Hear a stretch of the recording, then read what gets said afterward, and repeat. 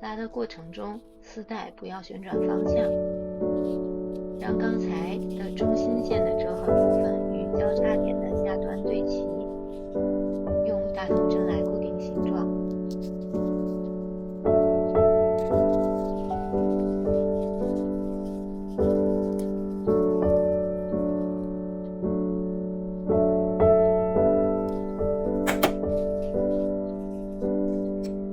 再用同样的方法制作一个。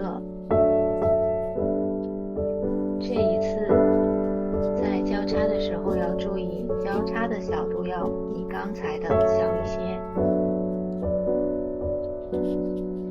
用同样的方法把丝带拉上来，注意对齐中心线和交叉点的位置，保持蝴蝶结的形状两端是对称的。两个做好之后，我们把它叠放在一起，找到中心线的位置，沿着中心线捏出褶皱。褶皱的多少可以根据我们自己的喜好来确定。用扎带固定蝴蝶结的形状，扎带一定要拉紧，剪掉多余的扎带，两端各留出少许，以免扎带脱开。调整好形状之后，我们再来做蝴蝶结中间的结扣部分。如果你的丝带和我一样是整卷的，就先不要剪断丝带，可以先打结，打好结之后再剪断丝带，这样就可以减少浪费。打结的时候，丝带要保持平整，也不要拉得太紧。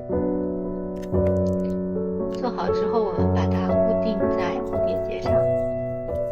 这里注意，不要忘记拔大头针。背面在粘贴的时候，也要粘贴平整。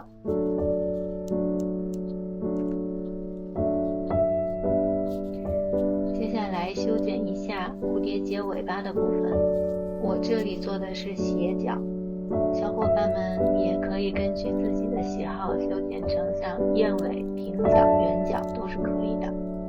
别忘了处理一下边缘，一定要用火焰的蓝色部分，防止烧焦。最后粘贴发卡的时候，要特别注意一下粘贴的方向，根据我们平时的使用习惯来确定方向。胶也不要给太多，防止溢胶。好啦，完成啦，你学会了吗？